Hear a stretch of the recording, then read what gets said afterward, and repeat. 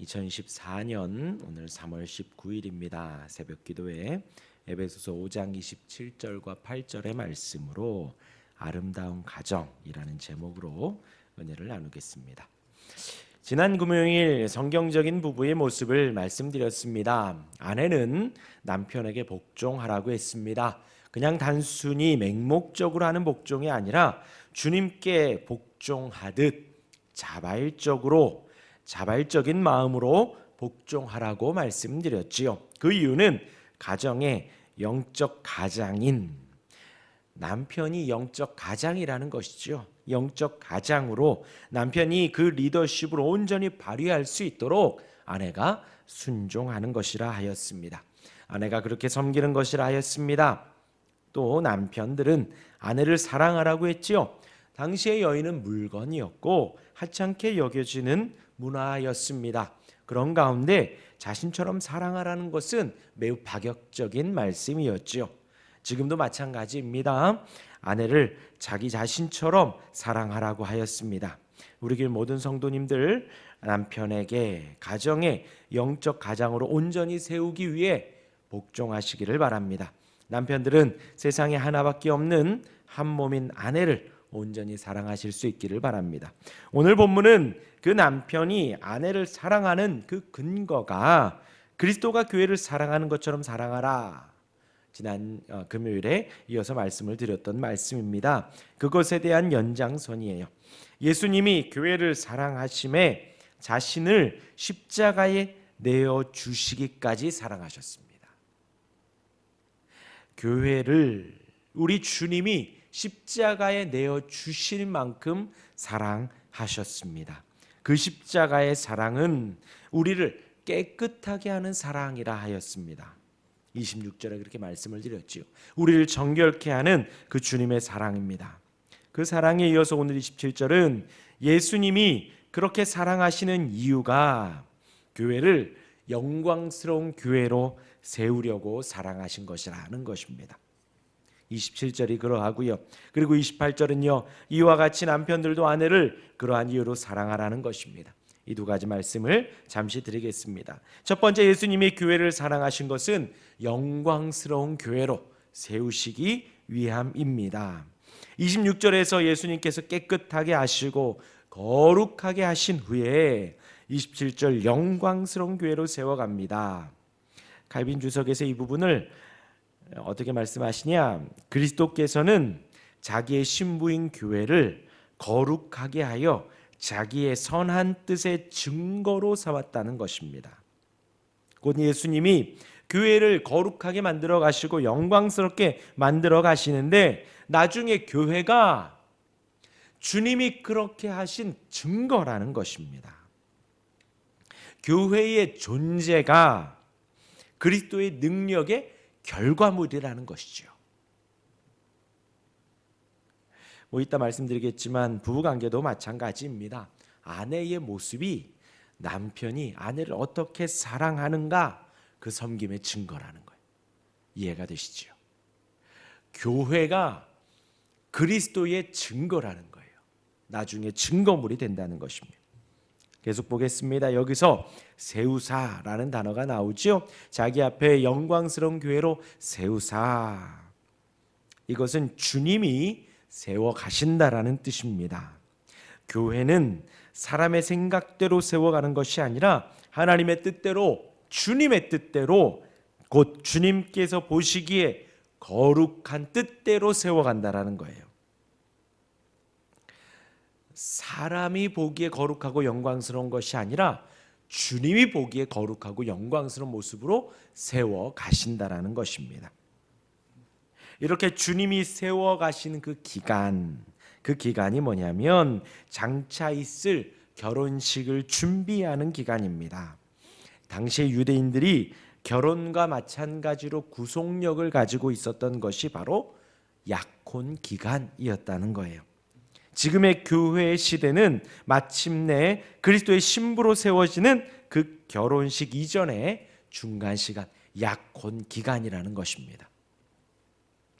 그 기간에 교회는 신부가 결혼식을 준비하듯이 자기를 단장한다는 거예요. 주께서 그렇게 세워 가신다라는 것입니다.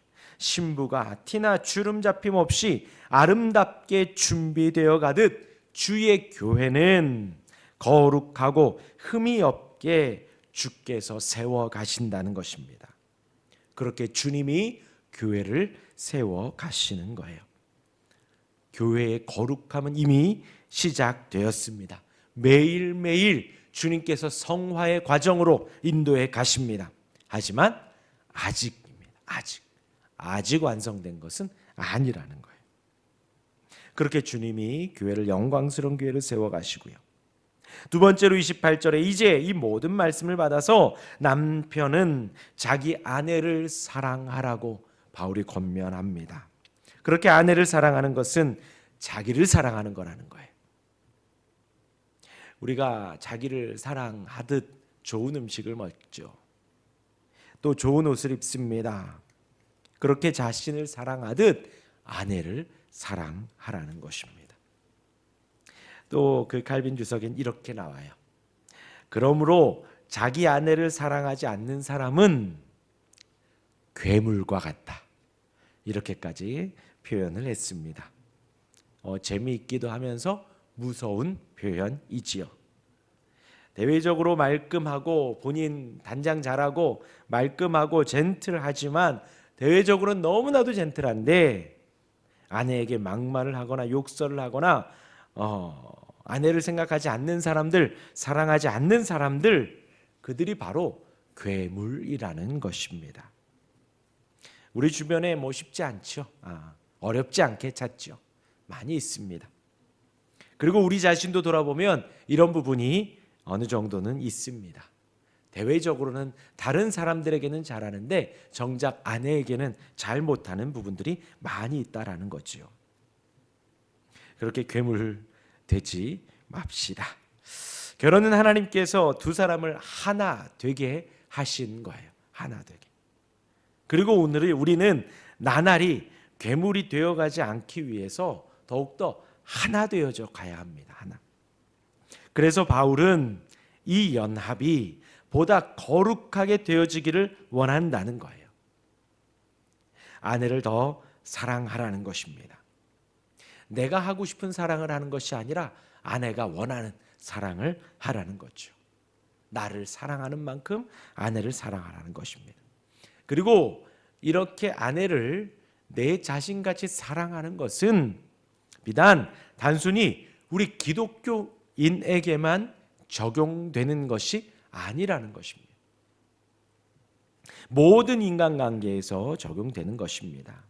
만약 주변에 교회를 다니지 않고 남편이 아내를 사랑하는 것이 보이지 않는다면 이 말씀을 들려주시기 바랍니다. 자기 아내를 사랑하는 자는 자기를 사랑하는 것이라.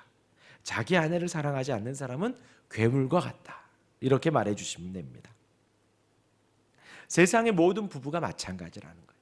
세상의 모든 남편이 마찬가지라는 거예요. 하나님께서 한 몸으로 만드셨고 하나님께서 아담에게 하와 한 사람의 부인을 허락하신 것처럼 세상에 하나뿐인 아내를 자기 자신처럼 그렇게 사랑하라는 것입니다. 정리하겠습니다. 서로 사랑하시기를 바랍니다.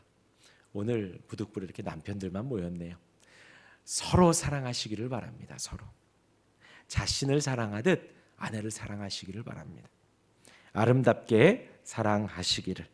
그렇게 해서 그렇게 되어서 서로가 영적 성장을 위해 영적 리더가 되기 위해 또한 영광스러운 교회로 주님이 교회를 만들어 가시듯 남편들도 아내를 그렇게 만들어 가는 거예요. 그리고 교회의 진정한 아름다움은 주님의 영광이 나타나는 교회지요. 마찬가지로 아내의 진정한 아름다움은 남편의 영광스러운 섬김 가운데 있는 것입니다. 그리고 그것이 우리 교회가 아름답게 드러나는 것은 부부간의 아름다움이고 부부간의 거룩하고 순결함 가운데 있다는 것입니다. 그렇게 우리 교회의 모든 부부가 아름다운 부부, 아름다운 가정이 되시기를 주님의 이름으로 축원합니다. 아멘. 기도하겠습니다.